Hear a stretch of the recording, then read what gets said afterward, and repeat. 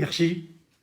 Nous, il y a un an, nous proposions un plan sécurité au conseil municipal avec un PC opérationnel 24 heures sur 24, relié à des caméras vidéo, le renforcement et l'armement de la police municipale, l'assermentation des personnels des bailleurs sociaux sur la base du volontariat afin qu'ils puissent dresser procès-verbal, l'expulsion des HLM des dealers condamnés pour trafic de drogue. Nous avons une série de mesures, l'élaboration d'un critère de tranquillité publique pour l'attribution des logements, enfin un ensemble de mesures globales que vous avez refusées. Entre-temps, la région elle-même, en la personne de Laurent Wauquiez, a proposé une aide financière, puisque Mme Tavel évoquait les problèmes financiers, pour aider la commune à installer des caméras de vidéoprotection. Vous avez également refusé. Moi, je voudrais envoyer un petit signe à Elliot, qui est un étudiant hier, 19 ans, rue André Maginot, attaqué par deux jeunes en trottinette. Je suis allé lui rendre visite à la demande de sa mère, parce qu'il a été au CHU.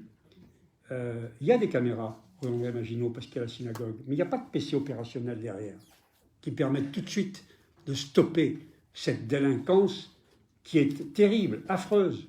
Hein, ce gamin est traumatisé. Et il a eu de la chance. Il n'y avait pas de couteau. Il a eu de la chance. Sinon, sa vie était en danger.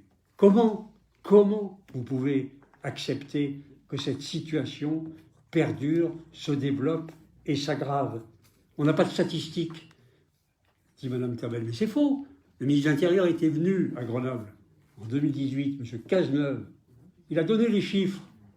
Ils ont été publiés par le Dauphiné libéré. Oui, M. Namur qui dit non.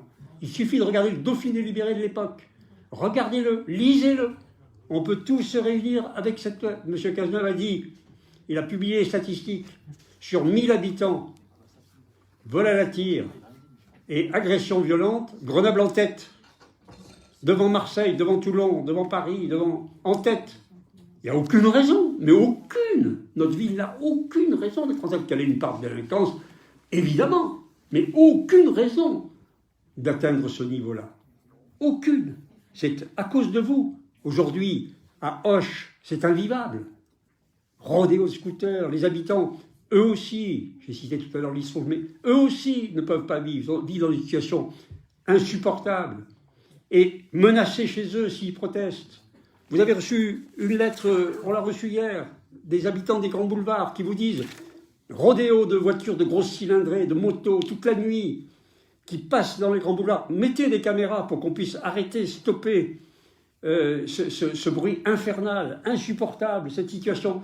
Ils vous font des propositions dans les lettres. Ils vous disent aussi, il y a d'autres formules qu'on peut trouver, des dodanes peut-être, etc.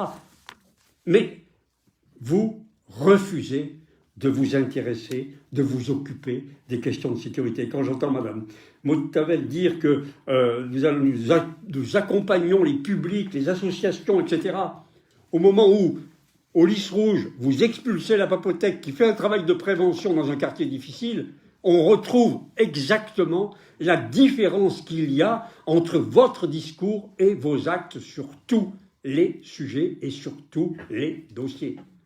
Il y a une insécurité endémique qui pollue la ville, qui est très difficile, qui nuit à son image, qui nuit à son attractivité, qui pose un problème à ceux qui y habitent, bien sûr.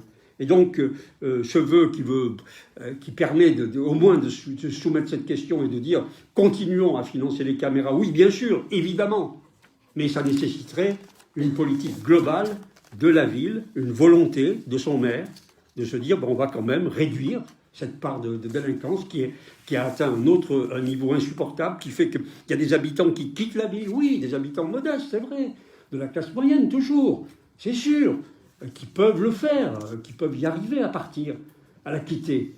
Mais enfin, tous ceux qui sont captifs, qui ne peuvent pas faire autrement et qui vivent dans des conditions insupportables, difficiles, et ce sont les plus modestes, comment vous pouvez laisser cette situation perdurer, s'aggraver et considérer avec vos discours lénifiants qu'il ne faut rien faire? Moi, je trouve que sur ce sujet-là, vraiment, vous êtes bien sûr aussi très largement à côté de la plaque, mais c'est très grave pour la ville et c'est très grave pour ses habitants.